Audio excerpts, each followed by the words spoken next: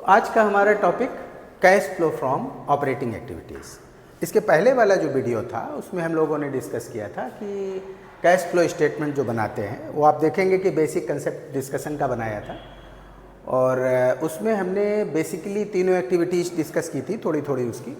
अब हम लोग डिटेल में चल रहे हैं तो आपकी ये वाला पहला पॉइंट हमारा आता है कि cash flow from operating activities. Basic आप दिमाग में ये लेके आइए कि यहाँ पे हमें निकालना क्या है। हमें निकालना है कि हमको ऑपरेटिंग एक्टिविटी से कैश फ्लो का क्या सीन है। ठीक है, तो कैश फ्लो हमारा किस तरीके का, इनफ्लो और आउटफ्लो है ना। तो बेसिक जो हमारी एक्टिविटीज़ हैं ऑपरेटिंग एक्टिविटीज़ और इसमें कैश फ्लो का क्या सीन है, इसके लिए हम लोगों ने हमने प्रॉफिट लॉस अकाउंट बनाया। इस प्रॉफिट लॉस अकाउंट में आप देखें कि फाइनली जो भी बैलेंस है that is transfer to balance sheet है ना। अब इसमें जो प्रॉफिट लॉस अकाउंट से बैलेंस निकलता है उसमें बहुत सारी नॉन ऑपरेटिंग एक्टिविटीज़ का प्रॉफिट और बहुत सारा जो एक्सपेंसेस है जो कि हमारी ऑपरेटिंग एक्टिविटीज़ से रिलेट नहीं करता but it is charged in your profit loss account, so that is to be neutralised. तो अपना बेसिक दिमाग में सीन लाइए कि हमें निकालना है cash flow from operating activities, but if in A profit and loss account some non-operating incomes and some non-operating expenses are given, so the effect of these two things are to be neutralized to get cash flow from operations। तो इसमें आप थोड़ा basic देख लें, इसके बाद इसका format बताते हैं। तो प्रॉफिट एंड लॉस अकाउंट जैसे इसमें आपके जो इनडायरेक्ट एक्सपेंसेस हैं है ना, इनडायरेक्ट एक्सपेंसेस तो ऑफिस से रिलेटेड, एडमिनिस्ट्रेशन से रिलेटेड, सेल्स से रिलेटेड, डिस्ट्रीब्यूशन से रिलेटेड, वो तो सब ऑपरेटिंग के खर्चे हैं है ना। और उन ऑपरेटिंग के खर्चों को हम चार्ज करते ही हैं अगेंस्ट प्रॉफिट। ठीक, कुछ नॉन कैश एक्सपेंसेस दिए होते हैं, अभी हम इसके बाद में एक आपको दूसरा पार्ट देंगे जिसमें कि इसका डिटेल होगा है ना, लेकिन आप अभी इसका बेसिक समझ लो। कुछ नॉन कैश एक्सपेंसेस हैं जैसे depreciation. Depreciation is an expense, it is 100% operating loss to the business but it does not involve cash, क्योंकि डेप्रिसिएशन के केस में आपके बिजनेस से कैश का कोई भी आउटफ्लो नहीं होता। आपने प्लांट एंड मशीनरी 10 लाख का खरीदा, उसके बाद में उसमें हर साल 1 लाख की डेप्रिसिएशन हो रही, तो आपका कोई 1 लाख का यहाँ से डेप्रिसिएशन का आउटफ्लो कैश का नहीं होगा। That's why non cash item हम इसमें सरप्लस में ऐड कर देंगे जैसा कि आपको उससे दिख रहा है। ठीक, क्यों ऐड कर देंगे, क्योंकि आपने यहाँ तो दिखाया है उसको बट कैश इन्वॉल्व नहीं है और हम लोग क्या कैलकुलेट कर रहे हैं, कैश फ्लो। तो आप बार बार दिमाग में क्लियर रखिए कि हमने इसको क्यों ऐड किया। हमने डेप्रिसिएशन को इसलिए ऐड किया क्योंकि वहाँ पे कैश का इन्वॉल्वमेंट नहीं है। तो ऐसे बहुत सारा जो इसका डिटेल है और बहुत से जो आइटम्स हैं वो आपको हम नेक्स्ट वाले में दे देंगे। ठीक, फिर आती है टू नॉन ऑपरेटिंग एक्सपेंसेस है ना, जैसे नॉन कैश ये एक्सपेंस हुआ और नॉन ऑपरेटिंग एक्सपेंस ये आपने कुछ चार्ज कर रखे हैं।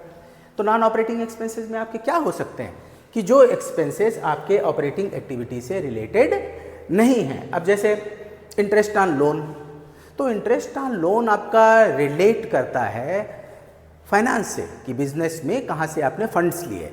ठीक, तो वो फाइनेंसिंग एक्टिविटी में कवर होता है, ऑपरेटिंग एक्टिविटी का पार्ट नहीं होता। तो नॉन ऑपरेटिंग एक्सपेंस जो है आपका वो यहाँ से हम हटा देंगे, इसको न्यूट्रल करेंगे। फिर extra ordinary expenses and losses, those are shown in profit and loss account but this does not relates to your operating activities. अब एक्स्ट्रा ऑर्डिनरी में कैसे हो गए, जैसे loss on sale of asset. अब भाई loss on sale of asset, हमारा काम एसेट बेचना थोड़ी है, हमारा काम क्या था, हमारी तो कुरकुरे की फैक्ट्री थी, उसमें एसेट थोड़ी बेचने का था। तो जब आपका वो ट्रेडिंग गुड्स नहीं है और आपने उसका पुराना प्लांट कुरकुरे बनाने वाला बेच दिया तो वो हमारा कैसा हो गया, एक्स्ट्रा ऑर्डिनरी। तो वो इसमें कंसीडर नहीं किया जाएगा, वो आपका जो उसकी लॉस है वो आप इन्वेस्टिंग एक्टिविटी में कंसीडर करोगे, ये सब कुछ होगा। तो इसका पार्ट ठीक। अब हम लोग आ जाएं थोड़ा सा इधर देखिए, प्रॉफिट लॉस की प्रॉफिट साइड में ग्रॉस प्रॉफिट जो आपका ट्रेडिंग से आया। ठीक, क्योंकि स्टेटमेंट ऑफ प्रॉफिट लॉस के बेस पे चलेंगे तो आपको कन्फ्यूज़न हो सकता है। आप ये पिक्चर रखिए दिमाग में तो आप आसानी से दोनों चीज़ें समझ सकते हो। तो ये हमारा ग्रॉस प्रॉफिट बिजनेस का है। फिर बात आई ऑपरेटिंग इनकम्स। ऑपरेटिंग इनकम से हमको कोई प्रॉब्लम नहीं because it is relate to the area that is covered under our cash flow position.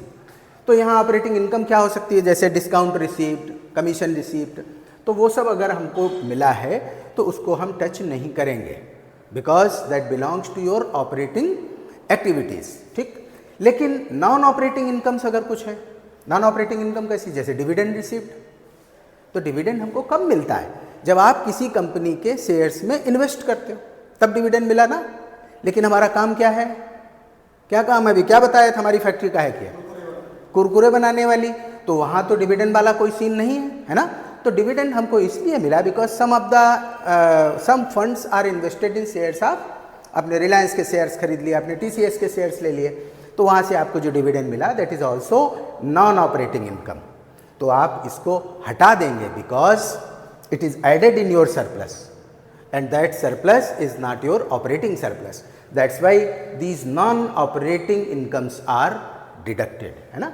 Next आइए एक्स्ट्राऑर्डिनरी इनकम। एक्स्ट्राऑर्डिनरी इनकम जो कि हमारी नॉर्मल कोर्स में नहीं है, हमें कोई इंश्योरेंस का क्लेम मिल गया, है ना, कोई हमें कंपनसेशन मिला, तो वो हमारी ऑपरेटिंग एक्टिविटी का पार्ट नहीं है और आप उसको प्रॉफिट लॉस में तो हम दिखाते हैं, लेकिन जब हम cash flow from operations calculate करते हैं उसका वो हिस्सा नहीं है, तो that's why it is also to be neutralised.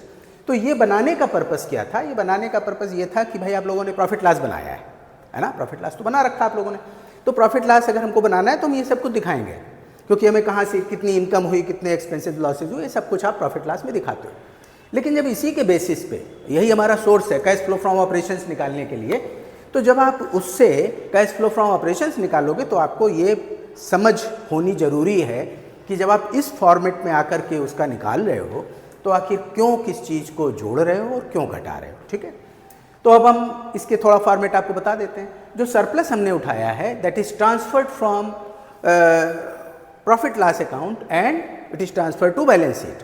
तो ये जनरली दिया होता है रिजर्व एंड सरप्लस में, आपका दिया हुआ है कि लास्ट ईयर का रिजर्व बता रहा है बैलेंस 5 लाख, इस साल बता रहा है 8 लाख, तो आखिर ये 3 लाख का किस बात का एडिशन है, it is added because of profit for the current year.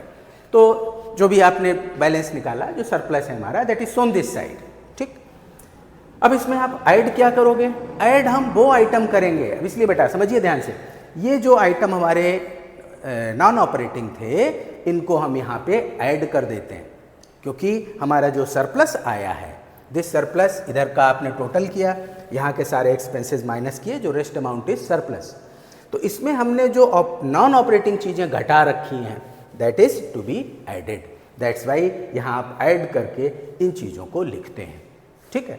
Likewise जो कुछ हमने इसमें ऐड कर रखा है अदर देन ऑपरेटिंग, ये आपका नॉन ऑपरेटिंग और एक्स्ट्राऑर्डिनरी इनकम हमारा इस सरप्लस में एडेड है। कौन सा सरप्लस, जो हमने बैलेंस शीट में ट्रांसफ़र किया है ना, तो उसमें से चूंकि हमने ये नॉन ऑपरेटिंग भी ऐड कर रखा था that's why it is to be deducted. तो क्या डिडक्ट कर रहे हो, non operating income, extraordinary items shown in credit side of profit and loss account as incomes, it is to be deducted. तो जब आप ऐसा कर देते हैं तो इनका इफेक्ट न्यूट्रल हो जाता है, ठीक। अब ये न्यूट्रलाइज हो गए तो आपका कहाँ पे आ गया ये सब कुछ, अब आपका जो बैलेंस आया ये सरप्लस था, इसमें आपके ऐड आइटम्स, इसके बाद जो भी अमाउंट आई उसमें से आपने ये माइनस कर दिया, तो जो बचता है that is cash flow from operations before working capital change. क्योंकि कल जो पिछला वीडियो था हमारा उसमें हम लोगों की बात हुई थी कि भाई कैश फ्लो फ्रॉम ऑपरेशंस में आप क्या लेते हैं, आप पूरा प्रॉफिट लॉस का हिसाब लेते हो, उसके अलावा बैलेंस शीट से आप उठाते हो करंट एसेट और करंट लायबिलिटी, है ना। तो करंट एसेट करंट लायबिलिटी क्या है, वर्किंग कैपिटल है ना। तो ये वर्किंग कैपिटल का इफेक्ट दिखाने के पहले का जो सीन है वहाँ तक आप ये एक्टिविटी करके पहुँच जाते हो। और इस एक्टिविटी का बेस क्या है, इस एक्टिविटी का बेस है आपका प्रॉफिट लॉस। तो आप यहाँ तक की बात को अच्छे से दिमाग में बैठा लिए और खूब प्रैक्टिस करिए। आपको ये कहानी बड़ी अच्छी लगेगी सुनने में, लेकिन जब तक अपना पेन नहीं चलाओगे तब तक इसका कोई फ़ायदा नहीं होगा। तो इसके बेस पे थोड़ी प्रैक्टिस करिए, ये समझने के लिए बहुत ज़रूरी है, अदरवाइज़ आपका बेस क्लियर नहीं होगा तो क्वेश्चंस आप विद कॉन्फिडेंस नहीं कर पाएंगे। तो बस बेटा यहाँ तक की बात हमारी कंप्लीट होती है। नेक्स्ट हम आपको प्रॉफिट लॉस का डिटेल देंगे जिसमें डिफरेंट आइटम्स हैं, जिससे आप समझ पाएँ कि वो फाइनेंसिंग का है, इन्वेस्टिंग का है, एक्स्ट्राऑर्डिनरी है, तो वो आपके लिए ईजी हो जाएगा। तो थैंक यू, बस आप लोग अच्छे से प्रैक्टिस करिए।